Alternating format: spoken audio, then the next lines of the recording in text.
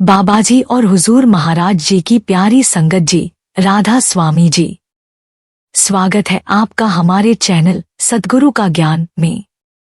संगत जी, जब एक सच्चा साधक अपनी आत्मिक यात्रा पर निकलता है, जब उसका दिल पूरी लगन और भक्ति के साथ भजन सुमिरन में डूब जाता है, जब वो हर दिन नियम पूर्वक भजन की बैठक लगाता है, तो उसके भीतर एक स्वाभाविक और गहरी इच्छा उठती है कि क्या मालिक मुझे देख रहा है? क्या वह मेरी कोशिशों से प्रसन्न है? क्या मेरी आत्मिक तरक्की हो रही है? क्या मुझे कोई ऐसा संकेत मिलेगा जिससे मुझे ये भरोसा हो कि मैं सही दिशा में आगे बढ़ रहा हूँ, कि एक दिन मुझे सचमुच उस परमात्मा के चरणों में स्थान मिलेगा, उसका साक्षात्कार होगा? ऐसी पवित्र अभिलाषा हर सच्चे साधक के अंतर्मन से उठती है। संगत जी, जब मालिक स्वयं किसी आत्मा से जुड़ना चाहता है, जब वह उसकी भक्ति, प्रार्थना और निरंतर साधना से प्रसन्न होता है, तब वह अपनी कृपा की वर्षा करता है। उस कृपा का स्वरूप शब्दों में बांधना संभव नहीं, क्योंकि वह संकेत बाहरी नहीं बल्कि अंतरतम से आता है।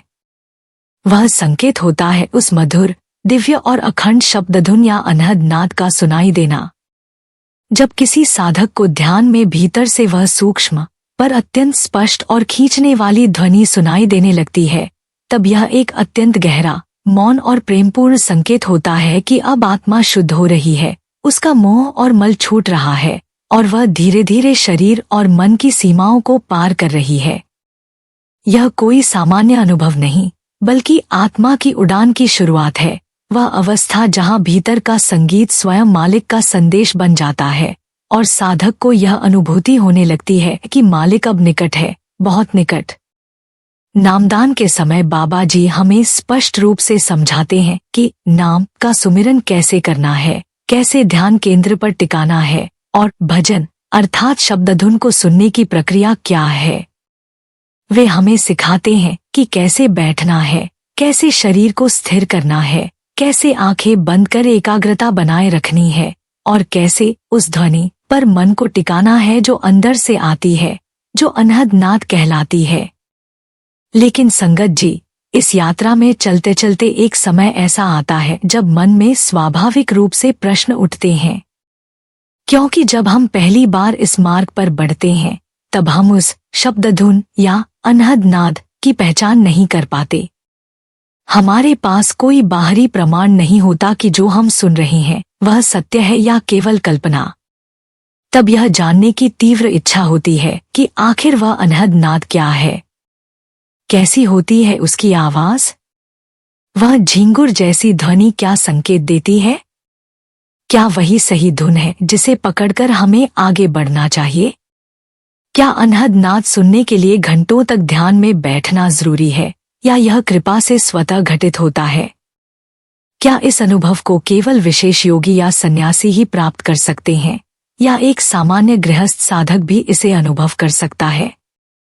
तो संगत जी, आज की यह वीडियो इन्हीं सभी जिज्ञासाओं और भ्रमों को एकदम सरल, स्पष्ट और अत्यंत गहराई से समझाने के लिए तैयार की गई है, ताकि कोई भी सच्चा साधक जो मालिक से मिलने की प्रबल अभिलाषा रखता है, अपने अंतर्मन में उठते इन सवालों को शांत कर सके और निश्चयपूर्वक आगे बढ़ सके। संतों महात्माओं ने स्पष्ट रूप से बताया है कि यही धुन, यही शब्द, यही अनहद नाद वह सेतु है जो आत्मा को परमात्मा से मिलाता है। यही वह मार्ग है जो जन्मों से चढ़ी आत्मा की मैल को धोता है, जो हमें इस कर्मों के बंधन से मुक्त करता है और अंततः अपने असली घर तक पहुंचाता है। इसलिए यदि आप भी अपने ध्यान में अटके हुए हैं, यदि आपको लगता है कि प्रगति रुक गई है या आप केवल भावनात्मक रूप से नहीं बल्कि वास्तविक रूप से उस दिव्य ध्वनि को अनुभव करना चाहते हैं, तो यह वीडियो आपके लिए अत्यंत मूल्यवान है। आपसे हाथ जोड़कर निवेदन है कि इस वीडियो को अंत तक अवश्य सुनें। इसमें हम विस्तार से चर्चा करेंगे इन प्रमुख विषयों पर। अनहद नाद क्या होता है और इसे अनाहत नाद क्यों कहा जाता है? अनहद नाद से जुड़ने के लिए कौन सा मंत्र सबसे प्रभावशाली और व्यापक रूप से स्वीकार किया गया है? क्या यह अनुभव केवल धार्मिक, सन्यासी या तपस्वियों तक सीमित है या एक सामान्य गृहस्थ भी इसका अधिकारी हो सकता है? क्या इसके लिए घंटों तक ध्यान की साधना आवश्यक है या सच्चे प्रेम, भक्ति और कृपा से यह स्वतः घटित हो सकता है? हम कैसे पहचानें कि जो ध्वनि हम सुन रहे हैं वह वास्तव में अनहद नाद ही है और कोई मानसिक भ्रम नहीं? ध्यान में जब झिंगुर जैसी आवाज सुनाई देती है तो उसका क्या रहस्य है और क्या वही हमें आगे ले जा सकती है? अंततः जब ध्यान में कई तरह की आवाजें सुनाई देती हैं तो किस विशेष ध्वनि को पकड़कर अपनी चेतना को केंद्र में टिकाना चाहिए? यह वीडियो केवल ज्ञान देने के लिए नहीं बल्कि आत्मा को अनुभव की ओर ले जाने के लिए है। इसलिए कृपया इसे अंत तक देखिए और साथ ही उन साधकों के साथ भी साझा कीजिए जो इसी पथ पर चल रहे हैं और कहीं न कहीं उत्तरों की तलाश में हैं। क्योंकि क्या पता आपकी एक शेयर किसी आत्मा की यात्रा को नया प्रकाश दे दे। और हाँ संगत जी, अगर आप पहली बार हमारे चैनल सद्गुरु का ज्ञान पर आए हैं तो प्यार से, नम्रता से निवेदन है कि तुरंत सब्सक्राइब का सेवादान कर लीजिए, क्योंकि हम सिर्फ ज्ञान ही नहीं बांटते, हम आपसे दिल का एक रिश्ता बांटते हैं। क्योंकि हम और आप एक ही मालिक, अपने प्यारे बाबा जी के बच्चे हैं। उसी प्यार की राह ने हमें जोड़ा है और उसी राह पर हम साथ साथ चल रहे हैं। संगत जी, आइए अब हम इस आत्मिक यात्रा के पहले और सबसे महत्वपूर्ण प्रश्न की गहराई में उतरते हैं। अनहद नाद क्या है और इसे अनाहत क्यों कहा जाता है? रोजमर्रा की जिंदगी में हम जो ध्वनियां सुनते हैं वे मुख्यतः दो प्रकार की होती हैं।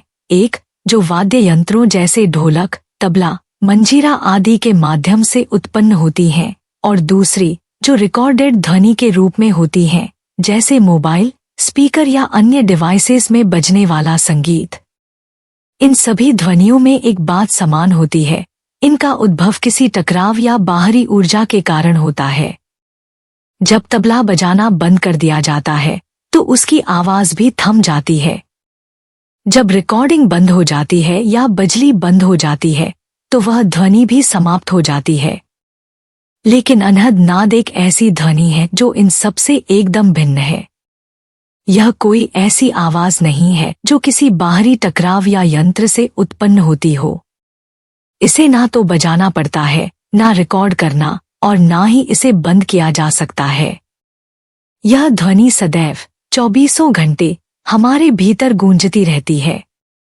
यह कभी उत्पन्न नहीं होती क्योंकि इसका कभी कोई आदि नहीं था और यह कभी समाप्त भी नहीं होती क्योंकि इसका कोई अंत नहीं है। इसीलिए संतों ने इसे अनाहत नाद कहा, जिसका अर्थ है जो आहत, टकराव से उत्पन्न नहीं हुआ। यह ध्वनि ब्रह्मांडीय ध्वनि है, वही ध्वनि जिससे पूरी सृष्टि की उत्पत्ति हुई। आज की विज्ञान भी, विशेष रूप से बिग बैंग थ्योरी, इस बात को स्वीकार करता है कि ब्रह्मांड की शुरुआत एक ऊर्जा विस्फोट और उससे उत्पन्न एक ध्वनि से हुई थी। उसी दिव्य ध्वनि का ही नाम संतों ने अलग अलग शब्दों में दिया है। कोई उसे सतनाम कहता है, कोई ओंकार, कोई शब्द, कोई बांग्रे आसमानी, कोई द वर्ड, तो कोई ओं। गुरु नानक साहिब ने इसे एक ओंकार सतनाम कहा। वेदों और उपनिषदों में इसे उद्घाटित देववाणी कहा गया। कबीर साहिब ने इसे शब्द कहा, जो सब कुछ रचता भी है और सब कुछ समेटता भी है। सूफी फकीरों ने इसे बांग्रे आसमानी कहा, अर्थात आसमान से आती हुई दिव्य आवाज। जीसस क्राइस्ट ने इसे वर्ड कहा। हर धर्म, हर आध्यात्मिक परंपरा में इस शब्द ध्वनि या अनहद नाद का उल्लेख मिलता है। और महापुरुषों ने यह भी स्पष्ट किया है कि हमारी आत्मा का जीवन इसी ध्वनि से जुड़ा हुआ है। बाबा जी भी सत्संगों में अक्सर कहते हैं कि मालिक ने इस पूरी सृष्टि की रचना इसी अनाहत ध्वनि से की है। जीवन का आधार ही यह शब्द है। अब बात आती है कि इस शाश्वत और सूक्ष्म ध्वनि से कैसे जुड़ा जाए। इसका तरीका भी संतों ने बहुत सरल भाषा में समझाया है। शांत स्थान पर बैठकर, कानों में उंगलियां डालकर, बाहर के शोर को बंद करके भीतर की ओर ध्यान लगाना। जब हम कान बंद करते हैं और मन को स्थिर करते हैं तो धीरे धीरे बाहरी ध्वनियां शांत हो जाती हैं और भीतर से एक सूक्ष्म, मधुर, खींचने वाली ध्वनि सुनाई देने लगती है। वही ध्वनि है अनहद नाद। लेकिन आज की दुनिया में हम इतने व्यस्त हैं, हमारा ध्यान इतना फैल चुका है, सोशल मीडिया, टीवी, शोर शराबा, भागदौड़, कि हमें समय ही नहीं मिलता शांत बैठने का या भीतर झांकने का। जबकि वह मालिक की आवाज 24 घंटे हमारे भीतर बज रही है, हमें बुला रही है, अपनी ओर खींच रही है। लेकिन हमारा मन बाहर बिखरा हुआ है, इसलिए हम सुन ही नहीं पाते। इसीलिए भजन सुमिरन का अभ्यास अत्यंत आवश्यक है। पहले हमें मन को स्थिर करना होता है, चित्त को एकाग्र करना होता है और इंद्रियों को संयमित करना होता है। क्योंकि यह ध्वनि अत्यंत सूक्ष्म है, इसे केवल गहरी साधना, निरंतरता, प्रेम और समर्पण के साथ ही सुना जा सकता है। यह शब्दधुन ही आत्मा का मालिक से जुड़ने का सेतु है। यही वह पुल है जो हमें इस संसार से उठाकर हमारे असली घर, हमारे परम स्रोत, हमारे सत्य रूप तक ले जाता है। यही वह मार्ग है जो आत्मा को परम आनंद, परम शांति और अंततः मोक्ष की ओर ले जाता है। तो संगत जी, अब आप भली भांति समझ गए होंगे कि अनहद नाद क्या है, इसे अनाहत क्यों कहते हैं और यह हमारी आत्मा और मालिक के बीच का सजीव, प्रेममयी रिश्ता कैसे बन सकता है। अब बस जरूरत है शांति से बैठने की, सुमिरन करने की और भीतर की उस ध्वनि को सुनने की जो हमें हर पल बुला रही है। संगत जी, अब हम अपने दूसरे महत्वपूर्ण सवाल की ओर बढ़ते हैं। अनहद नाद से जुड़ने के लिए कौन सा मंत्र सिद्ध है? यह एक ऐसा प्रश्न है जो हर गंभीर साधक के मन में कभी न कभी अवश्य उठता है। जब कोई व्यक्ति आत्मिक मार्ग पर चलता है, भजन सुमिरन करता है और भीतर के अनुभवों की ओर बढ़ता है, तो वह यह जानना चाहता है कि क्या कोई विशेष मंत्र ऐसा है जिससे उसे सीधे अनहद नाद सुनाई देने लगे। परंतु इस प्रश्न के उत्तर को समझने के लिए हमें बहुत गहराई और विवेक से विचार करना होगा। आजकल बहुत से लोग, विशेषकर इंटरनेट या तथाकथित गुरुजन, यह दावा करते हैं कि यदि आप कोई विशेष बीज मंत्र जैसे ओम, सोहम, राम या शिव का जाप करेंगे तो आपको सीधे अनहद नाद सुनाई देने लगेगा। कुछ लोग अपने मत या पंथ को सिद्ध करने के लिए कहानियां गढ़ लेते हैं कि फला मंत्र के जाप से उन्हें अनहद का अनुभव हुआ। लेकिन सच्चे संत महापुरुषों ने स्पष्ट किया है कि यह बात अधूरी है और कई बार भ्रामक भी हो सकती है। वास्तविकता यह है कि कोई भी मंत्र या शब्द केवल एक प्राथमिक उद्देश्य की पूर्ति करता है, वह यह कि वह हमारे बिखरे हुए, चंचल और इंद्रियों में उलझे हुए मन को धीरे धीरे एकाग्र, शांत और विचार शून्य अवस्था की ओर ले जाता है। मंत्र स्वयं कोई जादुई द्वार नहीं है जो सीधे अनहद नाद तक पहुंचा दे। इसके पीछे एक पूरी साधना प्रक्रिया है। जब हम अपने सद्गुरु द्वारा दिए गए पवित्र नाम या मंत्र का सुमिरन करते हैं, तो वह मंत्र हमारे बिखरे हुए ध्यान को केंद्रित करता है। यह सुमिरन मन के ऊपर छाए विचारों, वासनाओं और स्मृतियों की परतों को धीरे धीरे हटाता है। जब सुमिरन निरंतरता से होता है, तब एक अवस्था आती है जहां अजपा जाप, अर्थात बिना बोले, बिना प्रयत्न के, भीतर अपने आप होने लगता है। उसी अवस्था में भीतर एक दिव्य प्रकाश का अनुभव भी होने लगता है और ध्यान का केंद्र आंखों के मध्य बिंदु पर टिकने लगता है। अब जब साधक इस स्तर पर पहुंचता है जहां उसका ध्यान स्थिर हो गया है, मन शांत हो चुका है और भीतर प्रकाश की झलक मिलने लगी है, तभी वह अनहद नाद की यात्रा में प्रवेश करता है। और यह तभी संभव है जब सुमिरन पूरी भावना, प्रेम, श्रद्धा और अनुशासन के साथ किया गया हो। इसीलिए सच्चे संत यह कहते हैं कि सुमिरन को हल्के में मत लो। और सबसे आवश्यक बात यह है कि आप वही नाम या मंत्र जपें जो आपके सद्गुरु ने आपको दिया है। वह नाम कोई साधारण शब्द नहीं होता। वह शब्द या मंत्र एक जीवित गुरु की कृपा से शक्तिशाली हुआ होता है। जैसे कि बड़े महाराज जी ने एक अत्यंत गहन उदाहरण दिया था कि अगर किसी को बंदूक की गोली मिल जाए तो क्या वह गोली अपने आप किसी पर असर करेगी? नहीं। गोली का असर तब होता है जब वह बंदूक से निकले। उसी प्रकार गुरु द्वारा दिया गया नाम वह शक्ति है जो गुरु शक्ति से निकली हुई होती है। वह नाम हमारे भीतर की गहराई को छूने की सामर्थ्य रखता है। आप चाहे किताबों से शब्द खोज लें, नाम खोज लें, पर उसमें वह बल नहीं होगा जब तक वह आपके जीवित गुरु से न प्राप्त हुआ हो। बाबा जी भी यह बार बार समझाते हैं कि नाम कोई जादू नहीं, बल्कि एक चाबी है। उन्होंने वह चाबी हमें दे दी है, लेकिन उस चाबी से द्वार खोलने का कार्य हमें ही करना है। द्वार खुल गया है, लेकिन उसके भीतर प्रवेश करने के लिए, उस मार्ग पर चलने के लिए हमें अभ्यास करना होगा, श्रम करना होगा और सच्चे प्रेम से सुमिरन करना होगा। तभी जाकर हम उस गूंजती हुई दिव्य ध्वनि को, जिसे अनहद नाद कहते हैं, सुन सकेंगे। तो संगत जी, यह स्पष्ट समझ लेना चाहिए कि अनहद नाद तक पहुंचने का कोई शॉर्टकट नहीं है। कोई मंत्र आपको सीधा वहां नहीं पहुंचा सकता। पहले मन को सुमिरन से स्थिर करना होगा, फिर धीरे धीरे साधना में प्रगति करके अजपा जाप, प्रकाश के दर्शन और अंततः नाद सुनने की क्षमता जागेगी। और यह तभी संभव है जब आपके पास गुरु द्वारा दी गई वह असली चाबी, वह नाम हो और आप उसे श्रद्धा से, अनुशासन से और निरंतर प्रेमपूर्वक जपें। यही सच्चा मार्ग है अनहद नाद की ओर। संगत जी, अब हम अपने तीसरे अत्यंत महत्वपूर्ण प्रश्न की ओर बढ़ते हैं। क्या अनहद नाद सिर्फ धार्मिक लोगों या ध्यान करने वालों को ही सुनाई देता है?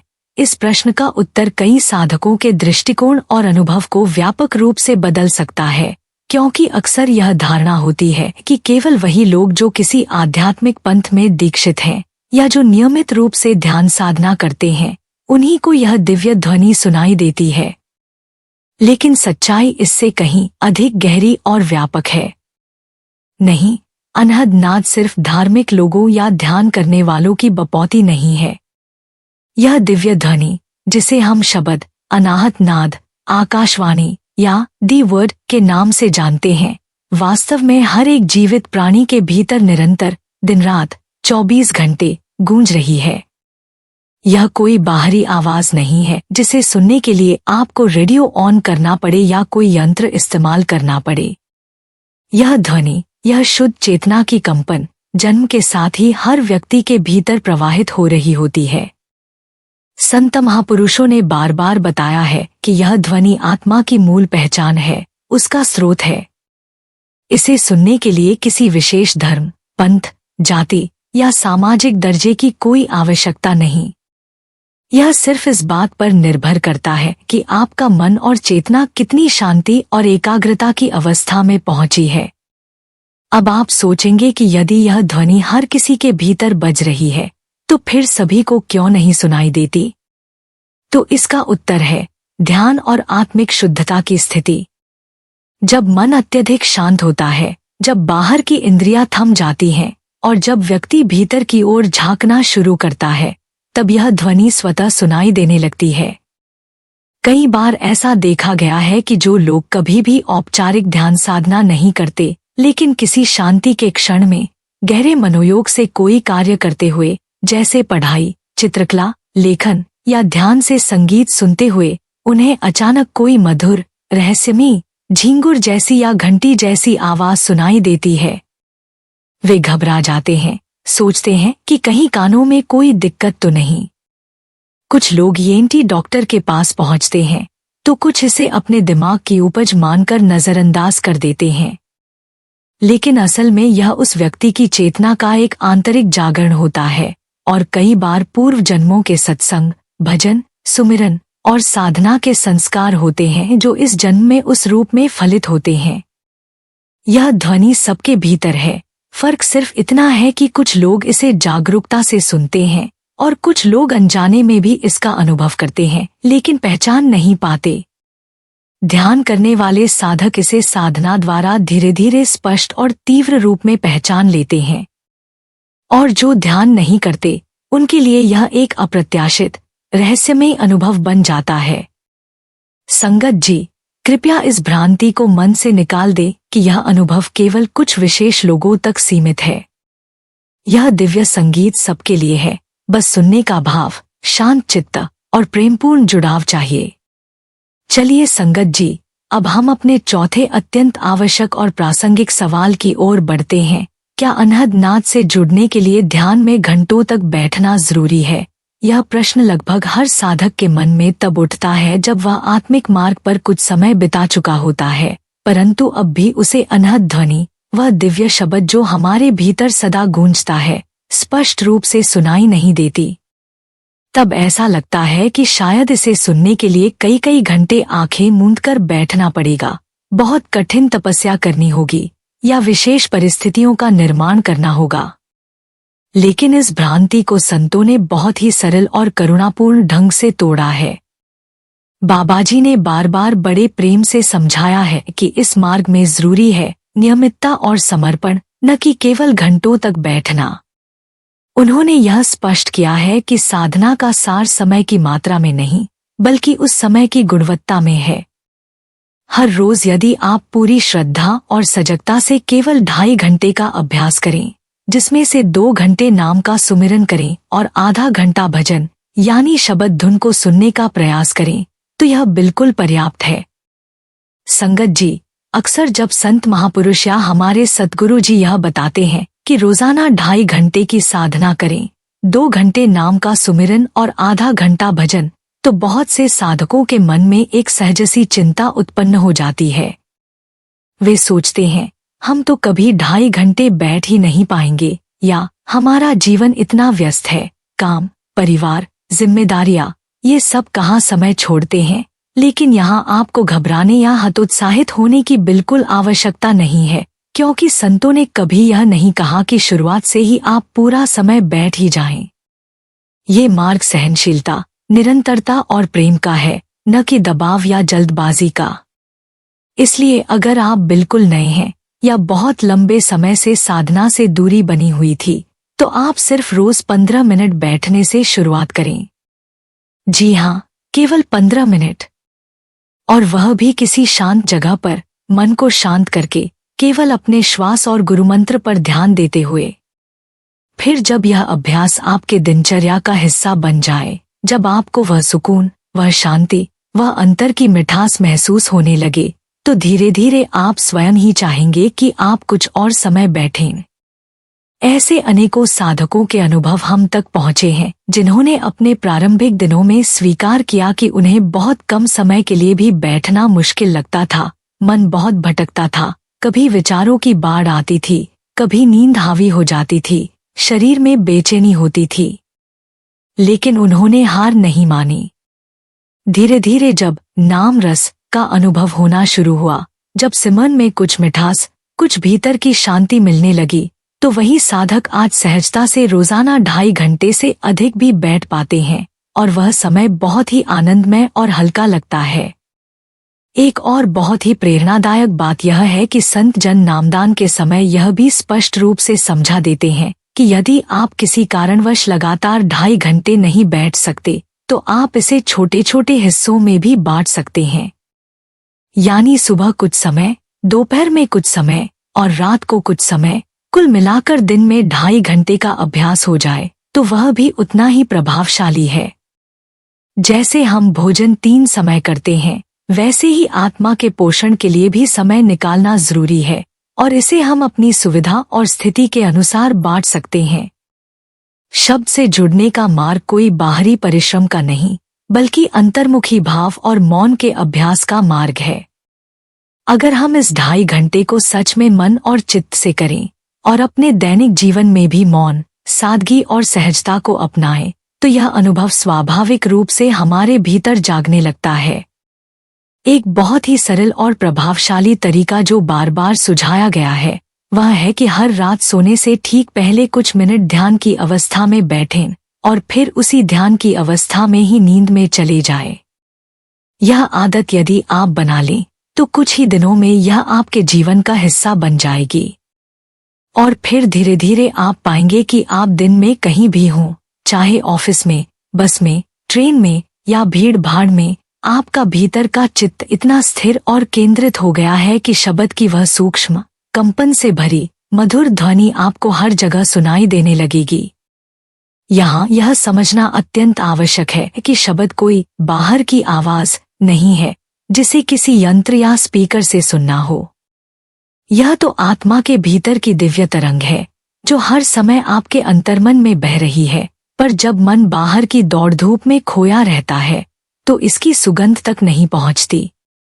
लेकिन जब हम रोज थोड़ा थोड़ा ध्यान का अभ्यास करते हैं, न केवल समय देकर बल्कि भाव देकर, तो यह अंदर की धुन स्वतः मुखर होने लगती है। इसलिए अनहद नाद को सुनने के लिए यह जरूरी नहीं कि आप 5 से 6 घंटे बैठकर कठिन ध्यान करें, बल्कि जरूरी है कि आप रोज अपने गुरुदेव द्वारा बताए गए 2.5 घंटे की साधना को निष्ठा, प्रेम और अनुशासन के साथ करें। और फिर धीरे धीरे यह साधना आपको एक ऐसे बिंदु तक पहुंचा देगी जहां शब्द और आत्मा का मिलन इतना गहरा और सजीव होगा कि आप उस धुन को हर समय महसूस करने लगेंगे, चाहे आप ध्यान की मुद्रा में हों या किसी कार्य में व्यस्त। तो संगत जी, सच्चाई यही है कि घंटों ध्यान करना आवश्यक नहीं, बल्कि रोजाना थोड़े समय का भी प्रेम और समर्पणपूर्ण अभ्यास ही आत्मा को शुद्ध करता है, मन को स्थिर करता है और आपको उस दिव्य अनहद नाद से जोड़ता है जो हर पल आपके भीतर निनाद कर रहा है। संगत जी, अब हम अपने 5वें प्रश्न की ओर बढ़ते हैं। अनहद नाद की पहचान क्या है? ये सवाल न केवल आम है, बल्कि हर साधक के मन में कभी न कभी जरूर उठता है, खासकर तब जब वे साधना के मार्ग पर नए नए कदम रखते हैं और अपने भीतर घटने वाले अनुभवों को समझने का प्रयास करते हैं। कई जगह आपने जरूर सुना होगा कि नाद साधना में आपको वीणा की झंकार, शंख की गर्जना, घंटा, मृदंग, झींगुर, सितार, बांसुरी जैसी आवाजें सुनाई दे सकती हैं। ये सब संतों द्वारा वर्णित सत्य अनुभव हैं, लेकिन यह आवश्यक नहीं कि आपको शुरुआत में ही ये सब कुछ साफ साफ सुनाई देने लगे।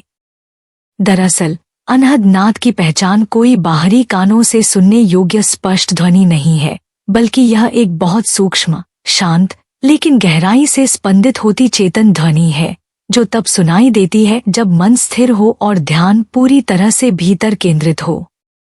साधना में आरंभिक चरण में सबसे जरूरी है ध्यान को आज्ञा चक्र पर केंद्रित करना, यानी दोनों भौहों के बीच, जहां से आत्मा का मार्ग ऊपर की ओर खुलता है। यही वह केंद्र है जहां से प्रकाश और ध्वनि की यात्रा शुरू होती है। रोज सुबह उठते ही और रात को सोने से पहले कुछ समय इसी बिंदु पर ध्यान टिकाकर बैठने की सलाह दी जाती है। जब आप इसे नियमित रूप से करते हैं तो एक दिन ऐसा आता है जब आपको अपने भीतर एक हल्का खिंचाव, एक आकर्षण सा अनुभव होता है, मानो आपकी चेतना को कोई ऊपर खींच रहा हो।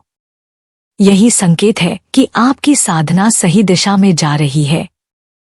बाबाजी बार बार हमें एक अत्यंत गूढ़ बात समझाते हैं, परखों में न पड़ो, यानी किसी और के अनुभवों को न तो मापदंड बनाओ, न ही तुलनाएं करो, न ही यह सोचो कि फला साधक को यह सुनाई दे गया और मुझे नहीं। मालिक की कृपा, उसकी अनुभूति और अनहद की पहचान हर आत्मा को उसी की पात्रता, प्रेम और भक्ति के अनुसार होती है, और वह भी मालिक की मर्जी से। यह कोई टेक्निकल प्रक्रिया नहीं है जिसे फॉर्मूले से समझा जा सके। इसीलिए बार बार यह भी समझाया गया है कि अपने अनुभवों को दूसरों के साथ साझा करने से बचें। ऐसा करने से भ्रम, अहंकार या संदेह पैदा हो सकते हैं। कभी कभी दूसरों की बातें सुनकर हमें अपने ही अनुभवों पर शक होने लगता है, जबकि सत्य यह है कि मालिक हर आत्मा से अलग ढंग से बात करता है, उसका अनुभव भी व्यक्तिगत होता है, और कोई भी व्यक्ति, चाहे वो कितनी ही जानकारी रखता हो, आपके अनुभव की सच्चाई या गहराई को पूरी तरह नहीं समझ सकता।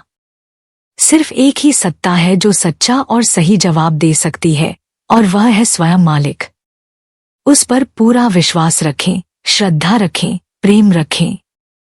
हर दिन साधना करते रहें, बिना अपेक्षा के, बिना तुलना के, केवल इस विश्वास के साथ कि जब समय आएगा, जब आत्मा तैयार होगी, तो मालिक स्वयं आपकी पहचान करवा देगा। तब आपको किसी प्रमाण की आवश्यकता नहीं होगी, क्योंकि मालिक की अनुभूति शब्दों से परे होती है, और आत्मा अपने पिता की पहचान को भीतर से जान लेती है। उस समय न कोई संशय रहेगा, न कोई सवाल, सिर्फ प्रेम, समर्पण और दिव्यता की अविरल अनुभूति। इसलिए संगत जी, कृपया साधना में लगे रहिए, मन को शांति में लाइए और धैर्यपूर्वक उस दिव्य ध्वनि की प्रतीक्षा कीजिए, क्योंकि वह ध्वनि तो हर समय बज ही रही है, फर्क सिर्फ इतना है कि आपका भीतर सुनने के लिए कब तैयार होता है। संगत जी, अब हम बढ़ते हैं छठे सवाल की ओर। झिंगुर जैसी आवाज का रहस्य क्या है? यह प्रश्न बहुत ही रोचक है और अनेक साधकों के अनुभव से जुड़ा हुआ भी है। जब भी कोई साधक नाद साधना या भीतर की ओर ध्यान करना शुरू करता है तो कई बार वह अपने भीतर एक हल्की सी सतत गूंजती हुई आवाज सुनता है, जिसे वह अक्सर झिंगुर जैसी आवाज कहकर पहचानने की कोशिश करता है। लेकिन यहाँ एक बहुत जरूरी बात समझना आवश्यक है। यह झिंगुर जैसी आवाज वास्तव में उस अनहद ध्वनि का शुरुआती रूप होती है जिसे साधक अपनी चेतना के सूक्ष्म स्तर पर सुनने लगता है। अब अगर हम बाहरी झिंगुर की बात करें तो उसकी असली आवाज तो बहुत तीव्र, तेज और कुछ हद तक कर्कश होती है, जैसे कोई इलेक्ट्रिक अलार्म या रिंगटोन। लेकिन जब साधक ध्यान की स्थिति में बैठता है और भीतर की ओर जाना शुरू करता है, तब शरीर और मन की गतिविधियां धीरे धीरे शांत होने लगती हैं और भीतर एक अत्यंत सूक्ष्म, सतत और समान आवृत्ति पर गूंजने वाली ध्वनि सुनाई देने लगती है। यह ध्वनि झिंगुर की तरह लग सकती है, लेकिन वास्तव में वह उससे कहीं अधिक नरम, मधुर और आकर्षक होती है। यह आवाज कोई कानों से सुनने वाली ध्वनि नहीं है, बल्कि चेतना से अनुभव की जाने वाली दिव्य तरंग है। शुरुआत में यह आवाज बेहद हल्की होती है, मानो रात के सन्नाटे में चल रही ठंडी हवा की सरसराहट या फिर किसी दूरस्थ झरने का मध्यम बहाव। यह संकेत है कि साधक का ध्यान अब धीरे धीरे भीतर केंद्रित हो रहा है और अनहद नाद की ओर उसकी यात्रा आरंभ हो चुकी है। बाबाजी अक्सर समझाते हैं कि इस अनुभव को किसी एक नाम या ध्वनि तक सीमित नहीं किया जा सकता। ध्वनि रूप में अनहद की अनुभूति हर साधक के लिए भिन्न होती है और वह इस बात पर निर्भर करती है कि साधक का मन कितना शुद्ध, स्थिर और एकाग्र है। जैसे जैसे साधक अपने अभ्यास में आगे बढ़ता है, वैसे वैसे यह आवाज बदलती जाती है। कभी यह घंटा जैसी बन जाती है, कभी वीणा, कभी झंकार और कभी नाद स्वरूप शंख की तरह गूंजने लगती है। लेकिन यह सब अनुभव धीरे धीरे होते हैं, किसी चमत्कार की तरह नहीं, बल्कि प्रेम, समर्पण और निरंतर अभ्यास के परिणामस्वरूप। इसलिए जब भी आपको झिंगुर जैसी कोई ध्वनि भीतर सुनाई दे तो उससे भ्रमित न हो। नहीं यह सोचे कि यह कोई भ्रम या बीमारी है। नहीं यह सोचे कि यही अंतिम अनुभव है। यह तो केवल शुरुआत है, एक संकेत है कि अब आप उस मार्ग पर चल पड़े हैं जो अंततः आपको मालिक की अनंत ध्वनि, उस सृष्टि के मूल शब्द से जोड़ देगा। साधना करते रहिए, ध्यान को आज्ञा चक्र पर टिकाए रखिए और उस झिंगुर जैसे स्पंदन को श्रद्धा के साथ सुनते रहिए। एक दिन वही ध्वनि आपका मार्गदर्शन करती हुई आपको अपने घर तक पहुंचा देगी। संगत जी, अब हम आते हैं सातवें और एक बेहद गूढ़ प्रश्न की ओर। अनहद नाद साधना में किस आवाज को पकड़े? यह सवाल जितना सरल दिखता है, इसका उत्तर उतना ही गहरा और अनुभव से जुड़ा हुआ है। जब कोई साधक ध्यान और भजन की साधना में प्रवेश करता है, विशेष रूप से जब वह अनहद नाद की खोज में भीतर की ओर यात्रा शुरू करता है, तब एक समय ऐसा आता है जब उसे भीतर से कई तरह की आवाजें सुनाई देती हैं, कभी दाएं कान से, कभी बाएं से, कभी धीमी तो कभी बहुत तीव्र। कभी वह महसूस करता है कि कोई झंकार हो रही है, कभी सीटी जैसी तो कभी हवा जैसी सरसराहट। यही वह अवस्था होती है जहां साधक सबसे ज्यादा भ्रम में पड़ता है। उसे समझ नहीं आता कि इन सब आवाजों में किसे पकड़े, किस पर ध्यान टिकाए। और अक्सर इसी जगह उसकी साधना रुक जाती है, उलझ जाती है या भटक जाती है। बाबाजी और संत महापुरुषों ने बहुत सरल शब्दों में इसका उत्तर दिया है। आपको इन आवाजों का पीछा नहीं करना है, ना दाएं जाना है, ना बाएं, ना ही किसी विशेष ध्वनि पर जोर लगाना है। आपका ध्यान केवल एक ही स्थान पर स्थिर रहना चाहिए, दोनों भौहों के बीच, आज्ञा चक्र पर। जब आप इस केंद्र पर निरंतर अभ्यास से ध्यान को टिकाते हैं, तो कुछ ही समय में ये भिन्न भिन्न दिशाओं से आने वाली आवाजें स्वयं ही केंद्र की ओर खिंचने लगती हैं। झिंगुर की आवाज पतली होकर चिड़ियों की चहचहाहट जैसी हो जाती है। चिड़िया की आवाज भी कभी दाएं, कभी बाएं से आती है, लेकिन आपको सिर्फ सेंटर पर ध्यान केंद्रित रखना है। धीरे धीरे शंख, घंटा, वीणा जैसी आवाजें भी सेंटर से सुनाई देने लगती हैं। अगर आपने दाएं बाएं की तरफ ध्यान दिया तो आवाज दूर होती जाएगी और साधना वहीं रुक जाएगी। यह कोई तर्क का विषय नहीं, बल्कि गहरे साधना अनुभव की बात है। शुरू में यह भ्रम आवश्यक है, क्योंकि मन और इंद्रियां अभी पूरी तरह स्थिर नहीं हुई होती।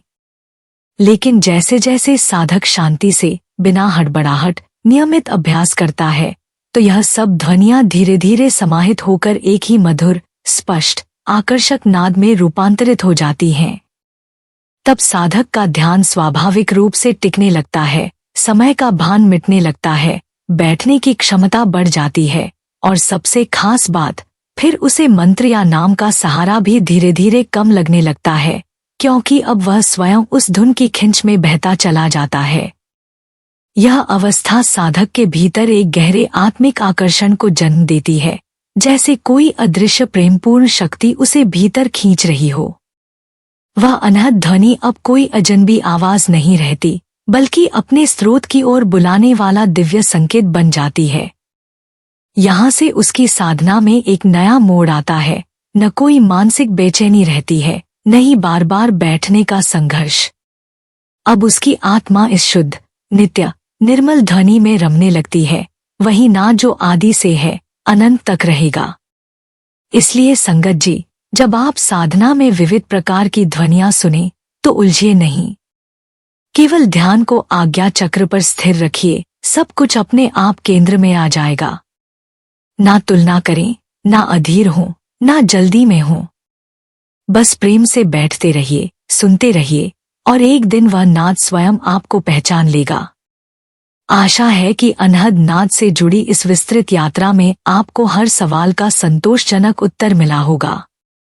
यदि अब भी आपके मन में कोई संशय, जिज्ञासा या अनुभव से जुड़ा कोई प्रश्न बचा हो, तो आप बेहिचक कमेंट सेक्शन में पूछ सकते हैं। यह एक आत्मिक मार्ग है, और हर साधक का अनुभव विशिष्ट होता है, इसलिए प्रश्न करना भी उसी यात्रा का हिस्सा है। चैनल को जरूर सब्सक्राइब करें, क्योंकि हम निरंतर ऐसे ही विषयों पर गहराई से चर्चा करते रहेंगे जो आपकी साधना को दिशा देंगे, आपके भीतर छुपी उस चेतना को जगाएंगे जो परमात्मा की ओर खींच रही है। हमारा उद्देश्य केवल जानकारी देना नहीं, बल्कि आपको उस नाम साधना में प्रवेश कराना है, जहां से असली यात्रा शुरू होती है, मौन से मिलन की ओर। राधा स्वामी जी।